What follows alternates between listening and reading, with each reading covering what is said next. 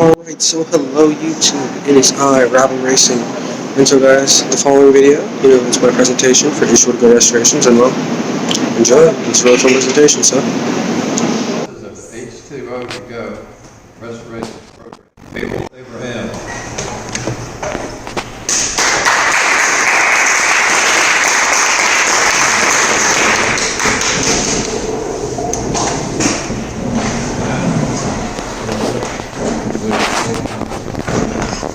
Step in front of you too.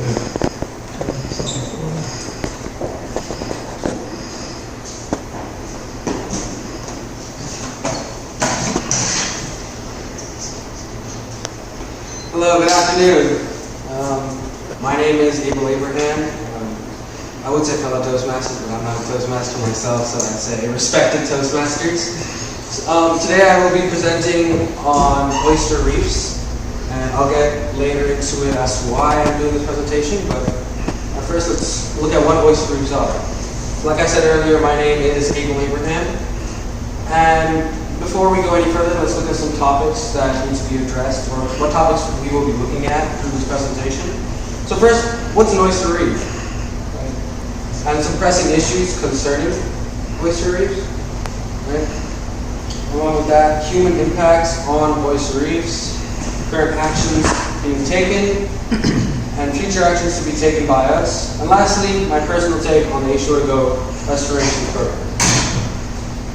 So first, why I'm here. So over the summer I participated in a college program called H20 TO GO Restorations. This program takes high school students and puts them out in the field with other environmental engineers. And in order to receive credit for said course, you need to present in front of at least 2 communities, and you are one of them.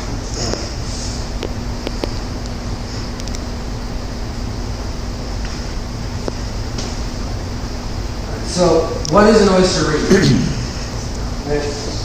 So, an oyster reef.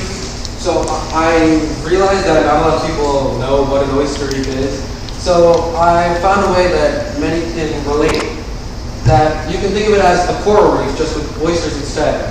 So here you can just see, this is a very big oyster reef actually. It's comprised of many different oysters. And so now, how are they so similar? So coral reefs, they're made of coral of course. They serve as a habitat for other creatures and they help keep soil intact.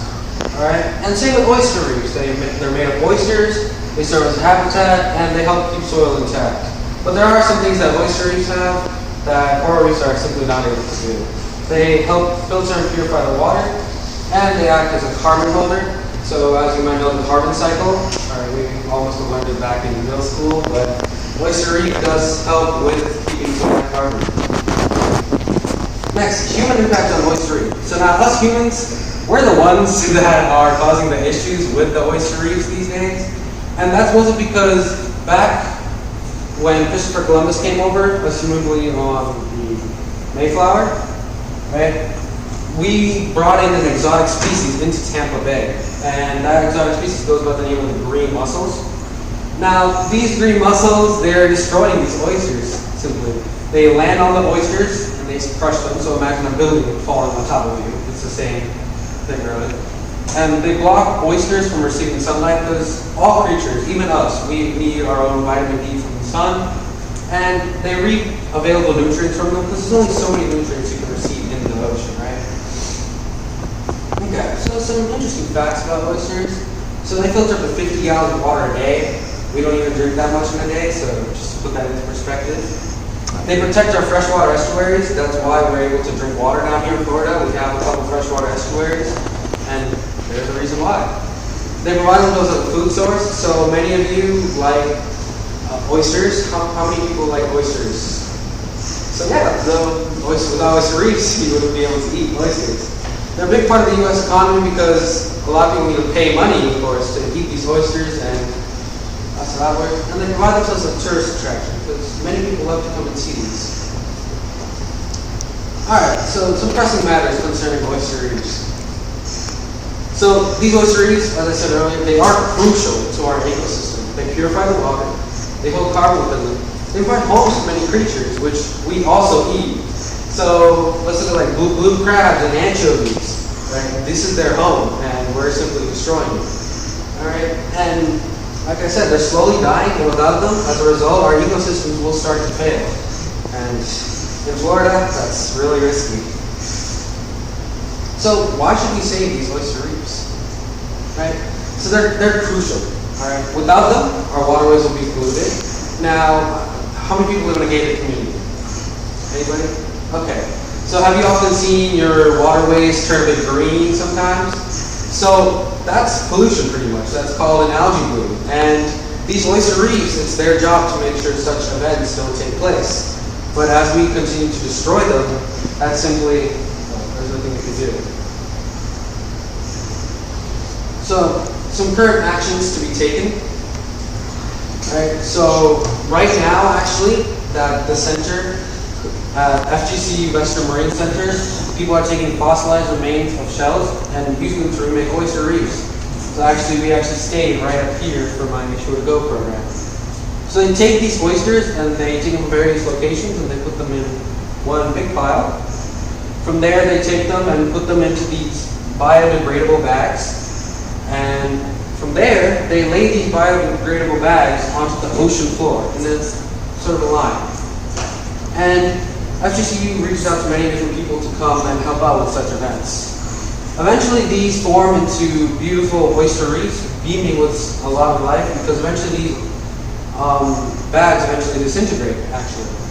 And then we have blue crabs coming back, anchovies, and we have more oysters for us to eat.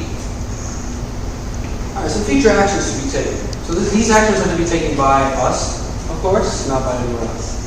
So various items such as fertilizers and pesticides, we should immediately stop the usage of these items. Now I know many news articles do recommend using ones with zero phosphorus, but even that is harmful to our waterways and harmful to our oyster reefs. Now, they're harmful in the sense that that the phosphorus and all the other nutrients within this fertilizer, they run off into the waterway. And these oyster reefs, they can only take so much of this before they eventually give up. Let's say we go to the gym, right? And we eventually work out for so long before we're just like, I can't do this anymore. Right? Stop the use of poisonous toxins. So those who live in gated communities, if you have clear waterways, ones that look perfectly blue, that's not because we as humans are doing anything good. That's usually because the gated community calls upon these pesticide people and they have them spray it, so that way it all disappears. And that's a very simple concept to stop bringing exotic species and releasing them into the wild. Like you can bring them, don't release them. We already have that problem with the Burmese python and green mussels, and we simply don't want to move them back. Alright, next, my take on H20 TO GO restorations.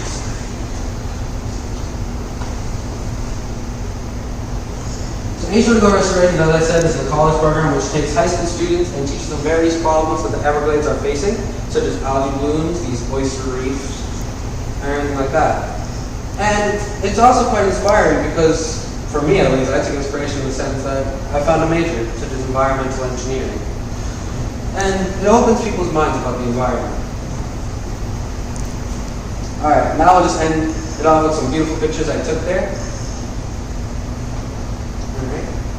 This is a really nice picture actually from the FGCU Western Marine's freshwater estuary. And we can see in the background some of these mangroves. Now, with this and oyster reefs, we can relate back to the theme of today, which is hurricanes. Mangroves and oyster reefs, they do stop the wave impact and the wind force from hurricanes. So this hurricane, if you survive, and if your house, if anything survives, right? Be thankful to oyster reefs, because they're the ones that protected you. Alright, the next picture, this is also from the same location, but it was a really nice, beautiful sunrise. And I thought I'd take a picture. We can see some mangroves on the side. The oyster reefs are usually found on the ocean floor along the sides. So it's really difficult to go out there without getting scraped up all over your feet. And lastly, one last picture. This is the beach near the FGC Western Marine Center. This is named Bonita Beach, and it's a really beautiful sunset. And if any of you have children near my age, I recommend going to this program because you do learn a lot and you get to see some beautiful beautiful scenery. And with that, thank you, and Toastmasters.